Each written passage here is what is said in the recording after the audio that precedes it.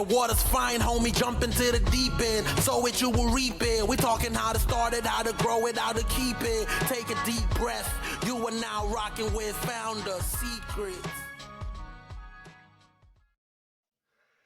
Hello, everybody. Welcome to another episode of Founder Secrets. We got Kyle Matthys today. Hey, Kyle. Welcome. Thank you so much for having me. He's the founder of Tribe with 2 eyes, and he's just had an incredible journey so far. We met through Johnny Immerman from Close Talk. Everybody should go back, listen to that episode. It's probably one of our best. He's just one of the kindest, most open human beings ever. Johnny is like, I was like working deep on something, and he's like, hey, come over. You got to meet this guy, like right now. Like, he's here. And I literally drop what I'm doing, I run over to the house, and Johnny introduces me to Kyle. And Kyle's basically like Johnny, but like 10, 15 years younger. How old are you, Kyle? 23. 23. That's all. You know, I find it. Younger. You know, I don't know if I should paint with a broad brush on your generation, but it feels like the people I meet in your like age group are either like checked out like zombies on YouTube and gaming and like no interaction with human beings, or the like most in touch, smart human being, like high EQ people achieving you've ever met. Like, just seems like I just meet only the opposites. Do you what do you think of that take? I mean, certainly I don't consider myself someone super special, but I would agree that technology has a lot of positives, pros and cons. So you either get sucked into the funnel or you stand above it. Well, yeah, we appreciate you coming on. As we get going, we always have an icebreaker. Our icebreaker for today is, what is a great event that you've recently been at? And we'll all go around and do it. I'll start. We'll go next. So I've been to a recent event in Costa Rica with this guy named Stephen Brooks. Stephen with a PH, Brooks. You guys should check him out. This guy will blow your mind. He invented this thing called permaculture. Like, all these communities you read about how they live self-sustained, off the grid, or, you know, very, very in a self-sustaining kind of way. This guy invented it. He's been doing it for 30 years. He's built like thousands and thousands of these kind of neighborhoods, communities all over the world. And he was just the most inspiring person I've met. And he just said, hey, come on over. So we went over, and he's like, you know what, why don't we throw a party? And he just sent a WhatsApp to like his group. And even though it was literally the day before we got there, 100 people showed up to this place that they were all there like, oh, hey, welcome, guys. Like, it just turned into like the biggest, like, I don't know, it's just very special sort of event in person. And so that was. So it's just a community of people down there? Yeah, he just creates community. Like, this guy's synonymous with community and all about like connecting humans to nature. And he bought a piece of land that was empty. Literally, there was nothing there. And he invited all these people to this land that he just bought on the beach to watch the sunset and do singing and dancing and chanting and eating food that they grew like a few feet away.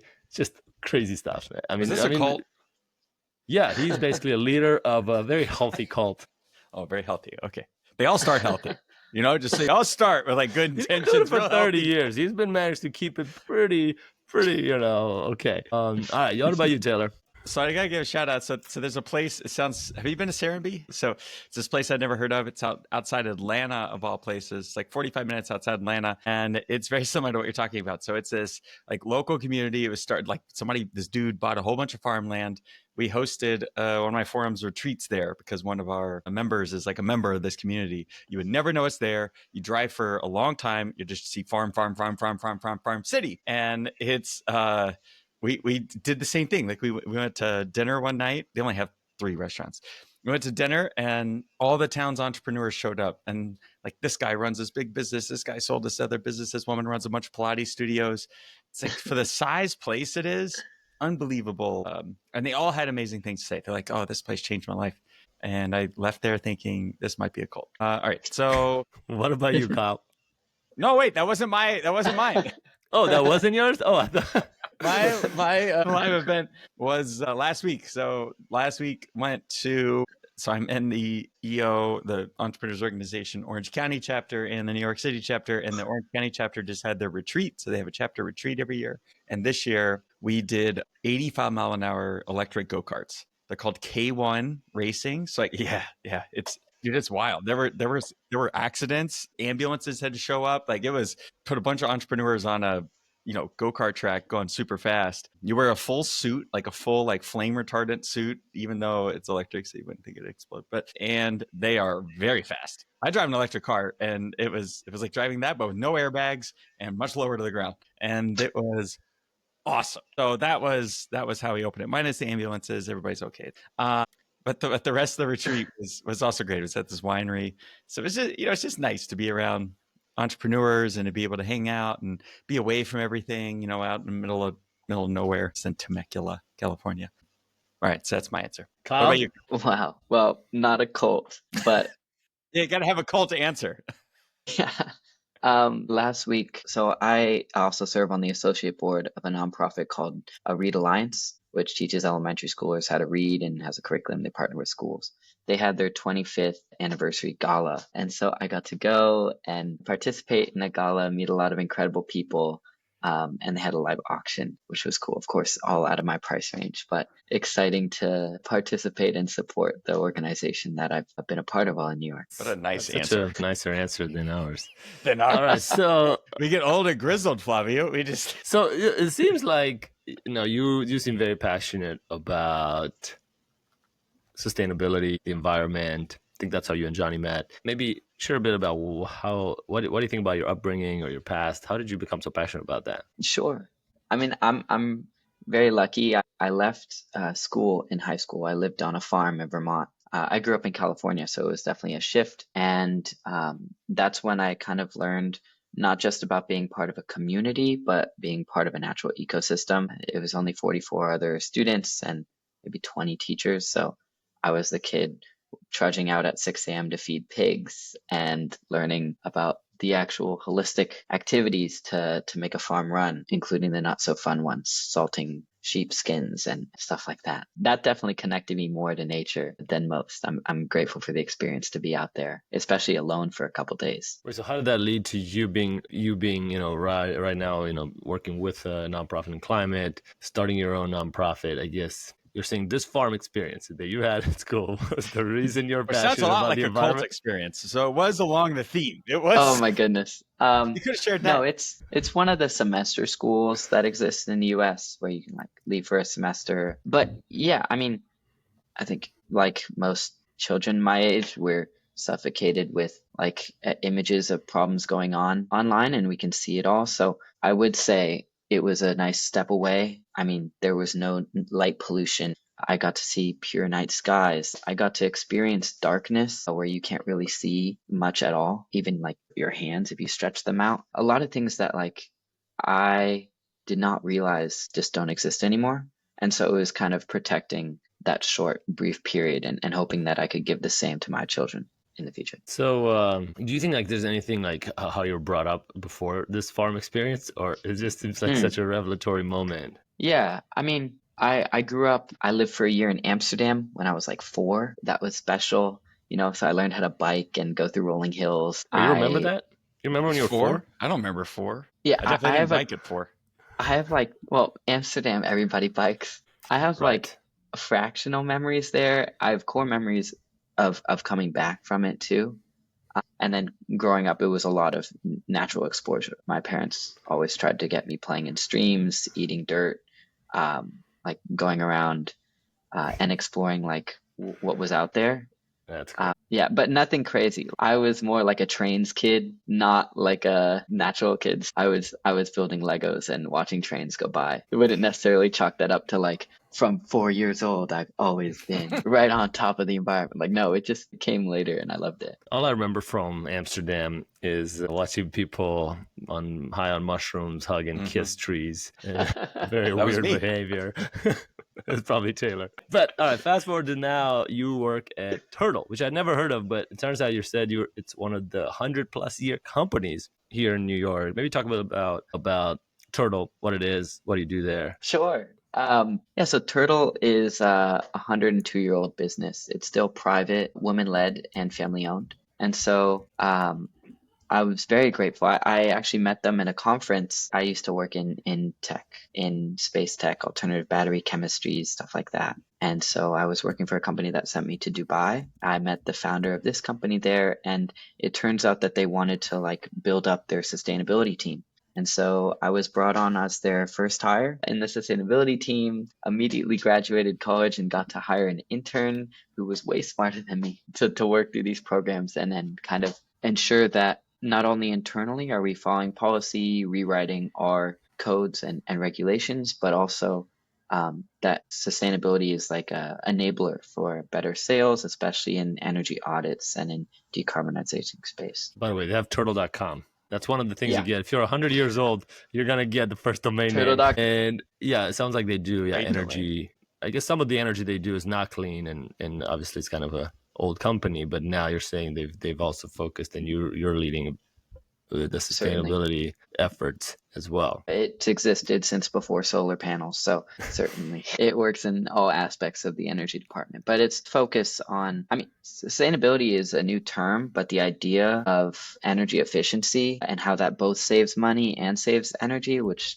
supports the climate, has always been around. So in that sense, it's always just making things better, more cleaner, and more fast. All right. And so since you have so much time left between traveling all these conferences, getting 8 hours of sleep, and you also started a nonprofit, maybe talk about why'd you start Tribe with 2 eyes? Yeah. So Tribe started as 2 eyes because it sounds similar. It looks similar to the word village. We say it takes a tribe. There was also 11 that I got started around it. The truth is, Tribe was just because I didn't burn out. I didn't get a revelation. My best friend didn't get to continue his nonprofit when he was in college, and it turns out he wasn't alone. So we found a gap that less than 1% of climate funding goes to youth, and that over 80% of youth-led nonprofits burn out within a year. And so our goal was, how can we give back, ensure that there's a community to support these young founders and demonstrate that it's a viable career path, that they can continue and be a executive director of a nonprofit, not just a finance or banking or consulting. So I heard recently that the youth are creating these nonprofits because they want to look good for college admissions. Yes. And so the real reason is not to do, I'm not saying you are, but the real reason is not to save the climate, but it's to go to Harvard. So is that part of the reason that these are just kind of fizzing out? So here's an interesting note. So we only accept sophomores because by sophomore year, you're right. They've proven that they care about making impact over income or about just getting into college. Because you're right, it is a track. But I would disagree. There's way more nonprofits that are founded than those that get into top tier colleges, and way more that fizzle out later in college. So on one hand, certainly being driven by a college application is a great motivator to do social good and claim proactivity. But at the same time, if we can demonstrate that it's more than just something that colleges see as valuable, but that the world sees as valuable, and that can become a career, then that's something we should capitalize on. So you say less than 1% of nonprofits are started by youth. What's youth? Like, what is the... Yeah, to clarify, less than 1% of climate funding goes. So we know that we've been trying to get better data. We know there's over 4,000 student-led nonprofits around now. And we also understand that there's a significant number out there. There's no clear data. There's some estimates out there, but nothing that I could vouch for. But what's youth? Like, what's the age definition of youth? To us, that's like a student-led. So anything below the age of 22, college, high school, middle school, elementary school. And so, why is it important that a young person does nonprofits versus starting a company or versus volunteering or versus, why the nonprofit route? Good question. To be clear, I don't think it's important to pick a nonprofit over a startup or anything. But if you're asking why is it important that youth get leadership opportunities, that if they find a problem in their community that they are taught or raised that they can take action, that they don't have to wait for someone else to build the solution, but they can make it themselves and inspire others to join them. That's significant. Of course, in my family, my grandmother just recently passed, but she founded a major soup kitchen in DC called So Others May Eat a long time ago. And my parents grew up like volunteering at soup kitchens. I don't think volunteering at other nonprofits should be dismissed because you start your own. You can support anything you want. It's just demonstrating that you can also do it yourself. That you can be, if you find a problem as a child, you shouldn't be dismissed for labeling something just because your prefrontal cortex isn't developed yet. So you're thinking, hey, these young people have that spark, some inspiration, like we all maybe had when we were teenagers, youth, that's like, oh, I really get passionate about solving this community problem. I'm going to start a nonprofit. And then as the years go by, they get jaded, like, well, I got to get a job, helping the soup kitchen isn't gonna pay my bills. And that's the moment, that's the person you're trying to help. Is that right? Exactly. Like, I mean, by the time you've gotten to sophomore year in college, because we're not helping idea creators, we're helping people that have already started nonprofits and that have demonstrated that, like you said, Taylor, they don't want to do it just to get into college, but they actually care about making impact. And you can hear it in their applications of their purpose, their why, the issues they found, the actions they've taken. I think it's about connecting them during this golden arc of college where you're not expected to have a job. A lot of times, if you have a nonprofit, you can get scholarship support from schools. In that sense, we can help connect them to speaking engagements. We can connect them to donors, investors, and mentors that can help make it even potentially turnkey. It doesn't have to be full time as they graduate. We actually don't distinguish rewards or celebrations when they graduate between a full-time and part-time nonprofit. It's just that we want to ensure the idea exists and that perhaps if they transition off, we help them with transitioning it to another founder. So then how do you do that? So like, what do you provide to these people, and how do you do it? Right off the bat, when they are accepted in the cohort, they get a grant that has no strings just because they understand what to do best with the money. We've asked them, of course, in their application what they're doing it for, whether it's a partnership for our current cohort with St. Jude, sending computers to Haiti, creating children's books, and buying a walk-in fridge. Are those the winners that you had recently? Yeah. Wait, can you say those real quick again? Yeah, maybe say them again. Well, happy to talk about them later because they're unbelievable. I'd spend all this time talking about them if I could. But like one working in the cancer industry and when children get cancer, giving goods and services to the families, our grant is going to help them with a project with St. Jude, which for a startup, you would consider they'd already have so much funding to be able to complete that. But for a nonprofit, they require more support. And so we can cover that. Another teaches computer science and alternative languages in Haiti, so Haitian Creole, Spanish, etc., so that you don't need to know English to know how to work with computer science and technology. Her grant is going towards sending computers over so that she can increase her class size and more classrooms. One is in writing children's books on climate literacy and programs. And the last one, the grant is going towards a walk-in fridge freezer for giving food to people in need. Of course, it's not just the grants, and it's not just the fact that when they join, actually, they go out, they buy their friends a meal or their parents a meal. They send a photo, great PR, and we cover it. But then it's the mentorship. It's connecting them to mentors, the partnership, connecting them with other nonprofits that are older and helping them scale up, and the community aspect, making them feel like they're not working on it alone, that they're part of this small cohort that are all super proactive sophomores that they're going to be a part of for the next 3 years, that they don't isolate and they don't burn out. How does the money work? Like, are you a nonprofit? Where does all the money come from? Yeah, so we're a 501c3 ourselves. We fundraise through angel donors. We're applying to a lot of grants this summer. It's diverse. Of course, we don't want to rely on government funding because we understand the versatility or volatility. You're right. That comes out of it. But yeah, it's asking for support from people who care and are interested in giving back. I mean, if you're in a startup world, it's like seed investing is much riskier, but in the nonprofit world, you're maximizing the impact of dollars because it's so little needed for younger, leaner nonprofits to take action. You know, I learned recently, this is very much a US phenomenon. Like in Europe or in Asia, if an entrepreneur has success, like becomes a billionaire, that tends to go into their family their family generational wealth, and none of it goes into like donating to nonprofits. Like that's not a thing. Even in Romania, there was a government matching program where the government would donate, but like the individuals donating, that's just like not even a thought. Like it's not a culture. Whereas in the US, it's like the opposite, right? As soon as people become, there's this giving pledge, and all the billionaires kind of, a lot of them want to donate their money by the time they're dead, and don't want to leave it too much to the next generation to get spoiled. Mm-hmm. And that creates, I think, this huge number of nonprofits, right? They can get funding through this private mechanism that they can't in other countries. So how do you get these young people? Like, I assume like now, maybe now it's easier because you're still just like 1 year away from their age group. So maybe you still know some of the nonprofit leaders. But I'm wondering, as you get older, how will you continue to reach these sophomores that need help? Good question. Yeah, so right now, I mean, we're hitting the 19 to 20 range, right, as a start. And then we help them all the way through college, sophomore, junior, and senior. They stay with their cohort.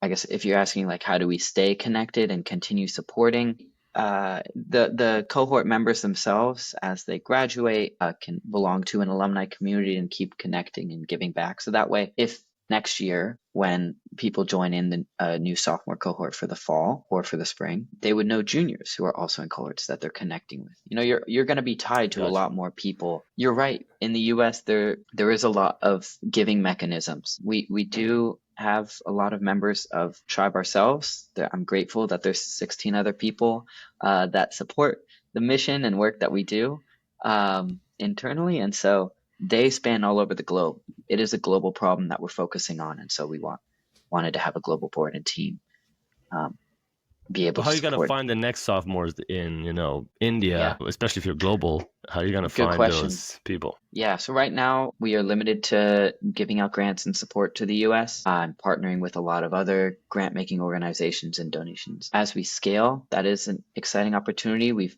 made partnerships and connected with people in Europe, Australia, Southeast Asia, and India. So the goal is that like we can deepen our ties and then thus source more. Just because when we meet mentors that say that they went to a prestigious school in Turkey and know a lot of young, proactive people in Turkey, then that's great. We want to help those people. It is always difficult at the start to do everything all at once. So we're starting with what we can help best and ensuring that the cohort actually knows each other. The in-person element is so important. So we need some place where we can bring them together more with logistic ease. So here's a question I struggle with and I see a lot of entrepreneurs actually struggle with, they want to give back, is if you have to choose between focusing on growing your business to make lots of money so then you can have a huge impact like a Bill Gates or these people at a huge scale with billions of dollars, but he spent a lot of years not giving back and just like hustling and making money, that's selling people Microsoft licenses they didn't need. So but or the other alternative is, and I think it's more like, sounds like what you're doing, but I'm curious what your take is I'm just going to focus on doing it every day, and even though I don't have any money today, that's okay. I'm just going to do it with what I have, and even though it's not going to have an impact of millions of people, it's going to have an impact on 1 or 12 or 6, deeply impact these people that you mentioned. So how do you make that trade-off on what to focus on? Yeah. To be clear, one of the things I'm so grateful for is that since we're helping founders, their work spans much broader regions and communities. So by nature, we're helping the proactive individuals that are doing larger scale work, and we can ensure that they don't burn out. Because when one founder disappears of an organization and it falls away, then if it's helping thousands of people or tens of thousands, like our cohort already, then that's gone. Persistence is key here, because we want to make lasting impact. But you're right. I mean, we don't take any management fee right now, so we don't have maximum impact. We wanted to give bigger grants to our small cohort. I think no matter what, at the end of the day, we had to accept that if you had a cohort of 100 people, you're not going to feel as connected. So we needed it to be small and feel special. In that sense, we're accepting that we're not going to help 1,000 people a year, 100,000 people a year. But what about you personally? Because you could take some, you're obviously very smart. You have so much potential. You could work at a institution or start a company that's very for-profit driven. But let's say, take a job in finance. It would be so much more financially successful that then could maybe fund some of these. I'm just wondering for you personally, how you made the choice of not going that route and going kind of impact first. Good question. I'm very much driven by passion and joy. I love that what I'm doing today makes impact and helps me sleep and wake up with a smile on my face. So in your sense, like, yes, technically you can sacrifice 5 years and go through or work in an area, but I don't have passion for the financial industry. I love that there are people who are so passionate about it and passionate about banking. That's amazing. Like, go for it. But that's not me. So I have to accept that and appreciate that. And the goal with nonprofits and the ecosystem in the US is that those people, when they want to give back, we can be a funnel for them and support that work. So I don't need to have my own billions and a private mansion and castle and boat and plane. Actually, I don't really want any of those. But if we can help people that have more and are interested in giving because you don't take anything with you when you're gone, then we can be a funnel and help connect them to young upstarts that they would never otherwise meet. I love hearing people like you. When I was your age, I was not passionate about I was more passionate about getting the boat, the planes, all those things you talked about. I was that person. You And by got the the way, boat. You got a jet ski in the yeah, I boat. did have the boat. Oh, you have a jet ski. Well, I did. I sold it. But yeah, so Oh. that was fun. Like I tell you, that's well worth it. That part of the dream's worth it. But I you seem like a really good person. And so when I was in Kentucky, I volunteered for I did this leadership academy. It was a 2-year program. And a big part of it was giving back to nonprofits. So a big part of it was we would go meet with these nonprofits and then we would donate our time, right? Because we were business professionals and a lot of these nonprofits didn't have the skills. And because I was computers and the internet, like I was given these tasks of kind of helping some of these people with their websites and with their social media and things like that. And what I learned through that process has not made me think positively of nonprofits. And not just me, but a lot of the people in our organization. Like one of the people was laundering money or embezzling, and apparently this is quite common in the nonprofit space. But they cover it up, right? Because they don't. And some of these people go to prison. They cover that up too, right? And so while it is all. So my question and what I think about when I hear somebody like you, you seem like a good person. The way you grew up, you ate dirt, all those things. That's wonderful. But how in your head do you think about some of these people who might be entering it for not so noble reasons? And maybe they do want that castle and they actually, end up in a scenario where the nonprofit is how they buy that castle. Yeah. Because they can take a lot of money. Nonprofit doesn't mean you don't take a high salary. Like somebody like you may not, but some certainly do. And it creates a mechanism for grift. So how do you protect the kind of wholeness and the beautifulness of the things that you're talking about and kind of keep out these people who may have nefarious ideas or kind of schemes? Fantastic question. And you're right.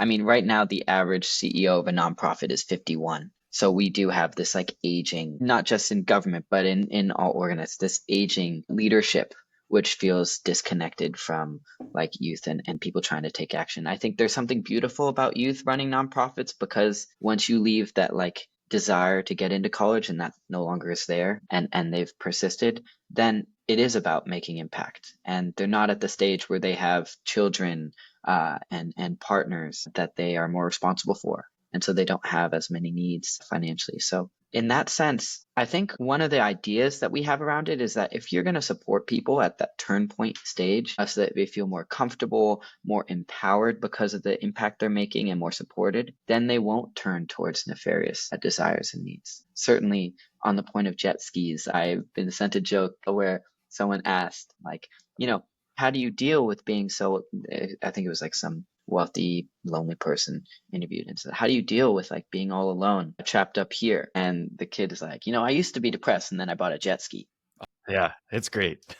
And it's like, okay, there you go. Certainly there's this idea in consumerism that like an item, an external thing can bring you joy. Our goal is to be more holistic and recognize and talk about what it really means to make impact and have impactful life and purpose. And so then you avoid the desire for these superficial things. And so what it sounds like you're saying is that by having younger people, hopefully, they have less, they have fewer demands on their money, right? They may not have a kid or a wife or husband or whatever. And so because of that, and they don't have a big house and a big mortgage to pay for. And so because of those things, maybe there's less of a kind of risk or there's less kind of, I really need to make the mortgage payment. So there's less of that and they can really focus on the mission. Is that right? You're right. And they can be more connected at an earlier stage. So at 25, 30, when they start facing like deeper and deeper issues and challenges, because everything gets only harder after college, then they can be more prepared, have a better community to ask for support and find better solutions for. I'm curious, what are the exciting trends or innovations you're seeing in the impact entrepreneurship space that you're? Yeah. So I used to work in the for-profit startup tech world, and I loved it. I mean, it was so cool to see. First, it was thermoelectric cooling systems, which is like cooling without refrigerants, and like microcooling for lasers so that your internet speed is faster and so that high density and low density LiDAR for cars can like see better so you can have more self-driving. And then like different battery chemistries to eliminate rare earth metals so that you can have like safer, cleaner, better watt hours per kilogram. We were making batteries out of methane. So taking like a waste product, our byproduct was pure hydrogen. It still is. You should look up the company. Shout out Lighten. But like I think what I've noticed and going to conferences, there's so many good ideas that are like cranking forward. And I understand that only a few survive, but it sounds like a lot of startups have leaned towards understanding whether they care about sustainability or not, that there's a lot of profit to be made. There's a lot of interest and passion. Profit is totally akin to like consumer demand and desire. So we've seen that explode, right? The demand side challenges and needs are there. Sustainable products and packaging are dramatically increasing. People are switching to buying more sustainable based brands. I'm so excited that everything is leaned towards this new term and word and communicable, even if it's still an externality. There's a lot of opportunities. Sounds like a lot of it is like in the hard sciences, which just sounds like where you come from. And, what would you, as we wrap up here, kind of maybe like what advice do you give to like when you meet with a college student and they're trying to figure things out with their life? What do you usually like? What's your advice? Oh man, I truly believe that everybody giving advice is so hard. It really depends on the person, right? You don't want to force advice on people, certainly. I'd love when I meet people to give them an opportunity to teach. I mean, when I was younger, I was a teacher in self-defense, and you learn really quickly that it's not just the older students that teach you, but the younger ones and all the students in general, even if you're a teacher. So my goal is to not just give advice, but demonstrate an interaction that like I'm here to learn from those younger than me, that they're here to teach those older than them, and that they should feel empowered to. Like, if you have an idea, stick with it. Of course, there's all the mantras like don't give up, be positive, like positivity goes a long way. And don't be like a taker, like recognize you're part of something bigger than yourself, and find what that is and give to that. Where are you learning? What sources? Where are you learning all these things, like the hard materials things you were talking about? And what are your inspirations and learning points? Oh man. Well, I mean, so I run a book club, which I love. We read a lot of like proactive books. We just read Give and Take. Of course, we've hit like Atomic Habits, Never Split the Difference, Anxious Generation, and then I actually have like a fun quote book. It's like they're not quotes to tell you what to think. It's like our favorite ideas from the books, and you can go check it out. It's public. Like interesting thoughts. I also have an incredible mentor pool. I think that's what we want to give to these sophomores and what we're building out. Like one incredible one that comes to mind, our first keynote speaker, Haitham Fahmy, who he's from Egypt and is currently in Dubai. He joined our call and talked to us about, energy and proactivity, that like it's inspiring that we have a group of young people working. And to us, it was just like, we're hearing from people way more successful and older than us that like we're on the right track. That goes a long way. It's not just about getting money and a thumbs up, but like positive encouragement, energy, and people committed to supporting. That impact on me and to my team and group is exactly what we want to share to those that we're supporting in our cohorts. I'm going to send this episode to my dad, and I'm going to say, Dad, the kids are all right. It's going to be okay. You should.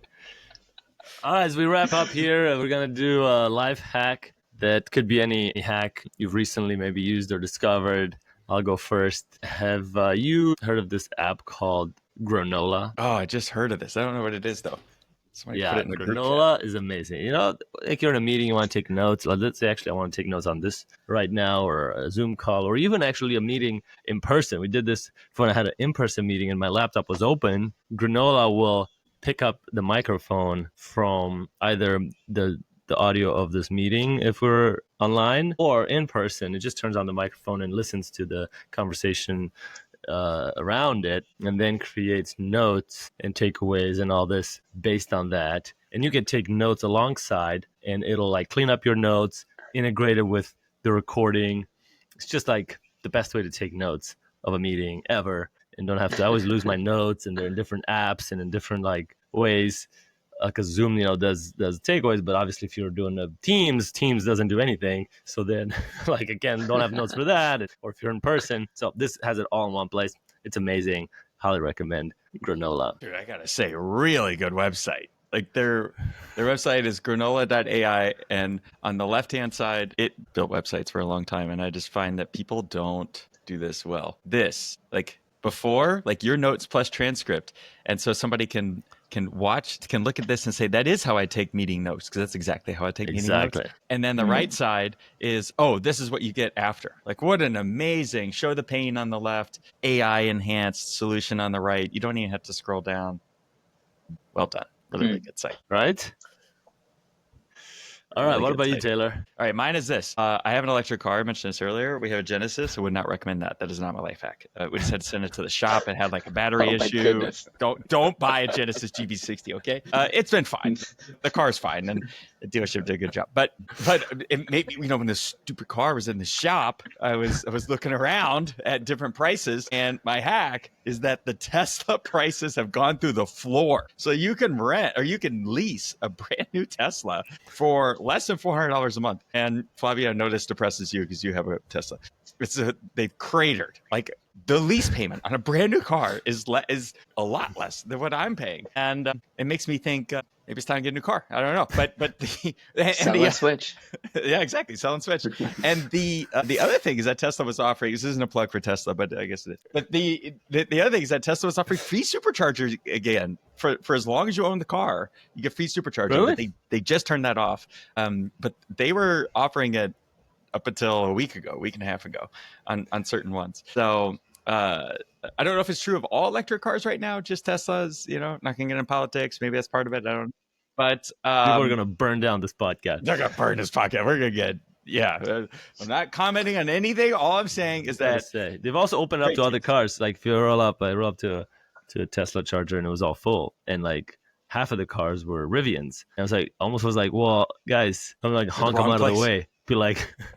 No, but they're now like opening up to other cars too. So Genesis just sent me an adapter, so now we can charge at Teslas. And I think that's not a good idea for the exact reason you just pointed out. Like, now I'm going to be at all the supercharging stations. Yeah. The prices are unbelievable. Less than $400 a month. Some are less than $300 a month. It's crazy. It makes you be like, maybe I'll just close my eyes and buy one. Nice. What about you, Kyle? What's your hack? I had thought about this when you asked. 1 part coconut oil, 1.5 parts organic blue agave, and 3 parts organic, probably, like cocoa powder is the best homemade chocolate recipe you will ever try. Say it again. Wait. What are the 3 things? I love how you said. You can take out the organic. Just say what the thing is. Okay. Just what are they? All right. But so you microwave 1 part coconut oil, and then you add 1.5 parts blue agave, and then 3 parts cocoa powder. Wait, what's blue agave? Is blue agave kind of like regular It's agave? No, it's a little different, but it's mezcal. It's mezcal? What is blue agave? It's like you could think of it as similar to honey. But wait, isn't that what a regular one is too, agave? But the blue one is healthier? I think it's a specific type of agave. Oh, I gotta check this out. Oh yeah, and raw agave. It's cultivated for the. It's for the nectar, but yeah, and it's so good. I make homemade ice creams now, so really I can make homemade chocolates and then cut them up. How do you into make homemade pieces. ice cream? How do you make homemade ice cream? So I bought one of those ice cream makers, and then I make homemade chocolate and I cut it up into pieces. And then when you're making ice cream, I grow plants. So I have a mint plant, and I'm trying to perfect the recipe of a homemade mint chocolate chip ice cream. Wait, what's an ice cream maker? What's the like a ninja thing? No, I got a Cuisinart. I'm not actually sure how to pronounce it. Cuisinart? Yeah, that one. It just makes, what do you put into it that makes ice cream? I know nothing about I don't know what's in ice cream. I'm trying to perfect this. sugar. Milk? Yeah, it's like Blue sugar nectar? cream. We're trying to figure out how to infuse it with our own mint instead of buying a mint additive, so that it can be more homemade. Yeah, we're still trying to figure it out. I will come back to you with that recipe. You're an inspiration. You're gonna be a great father one day, Kyle. All right, well, appreciate you coming on, and awesome chatting with you, Kyle. We'll see you soon, brother. Good luck. Thank you so much. Thank you for rocking with the homies. Taylor, Trusty, and Flavio. Seize the day, own it. Until next time, hold it down, hold it down. Hey.